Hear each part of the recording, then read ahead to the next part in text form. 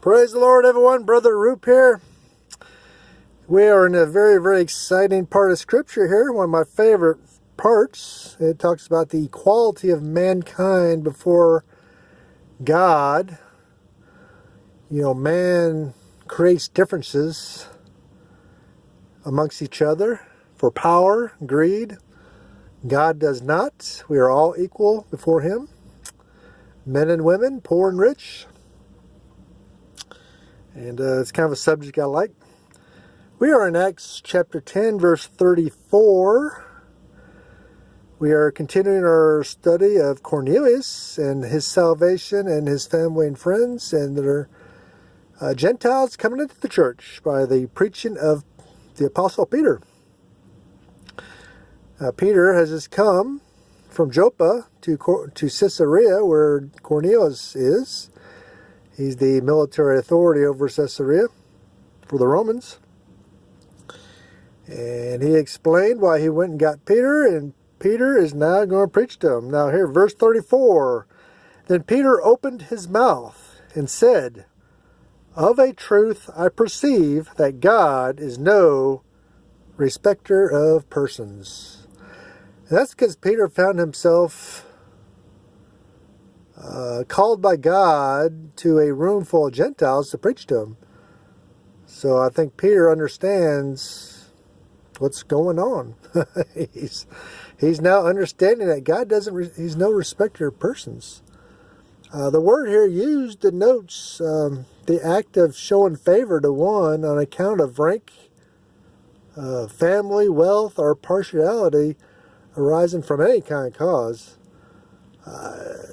It explains better in James chapter 2, verses 1 and 4. James talks a lot about that. Book of James, that's a great book.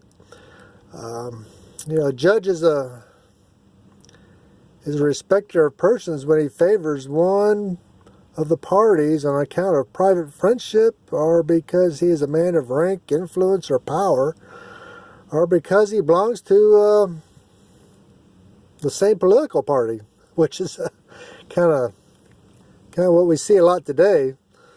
Politics get involved. The Jews suppose that they were particularly favored by God, and that salvation was not extended to other nations, and that the fact of being a Jew entitled them to this favor. Peter here says that he had learned the error of this doctrine, and that the man is not to be accepted because he's a Jew or because he's excluded because he's a Gentile. The barrier here is broken down. The offer made to all. God will save all on the same principle. Not by privileges or rank that man has bestowed upon each other, but according to their character. God judges you through your character and your actions and what you know about Him. God doesn't care if you're the president or a janitor somewhere. Doesn't matter. God's going to judge you about who you are and talents He's gave you and what you did with those talents. That's what He's going. Whether you're a sinner or not, sinner or saved, that's what He's going to judge you on.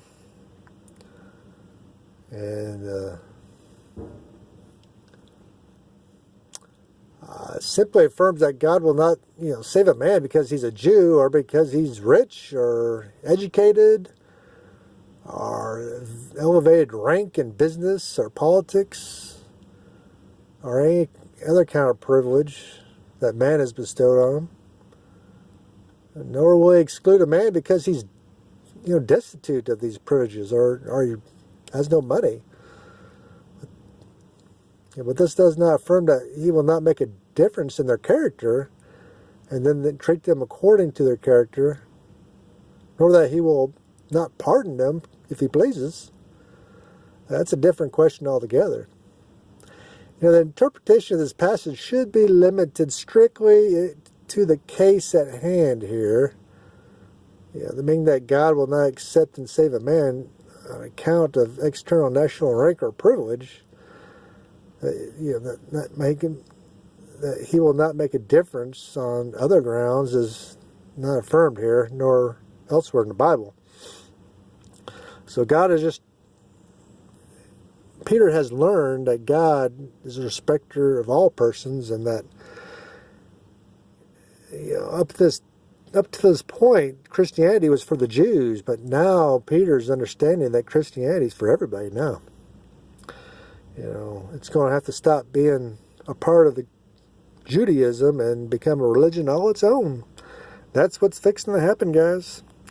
We'll see in the next few verses. Thank you.